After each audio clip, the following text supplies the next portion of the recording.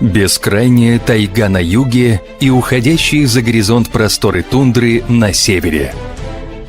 Полноводные реки и высочайшие вершины Седого Урала. Сыктывкар. Национальный музей Республики Коми. Одно из первых научных и культурно-просветительских учреждений Коми-края. Основан по инициативе местной интеллигенции более 100 лет назад, в октябре 1911 года. Это хранилище древностей и научный исследовательский центр. Среди экспонатов древние предметы звериного стиля, датируемые 6 тысячелетием до нашей эры. Скульптурные изображения и элементы строения прошлых веков, рассказывающие о быте и жизни людей Севера. Ценные монеты, старорусские иконы и редкие книги первых исследователей древнепермского языка и письменности.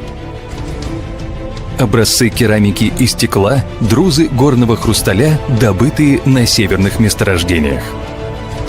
Здесь быт народа Коми показан через обряды жизненного цикла или охотничьей тропы, символизирующий путь человека от рождения до смерти.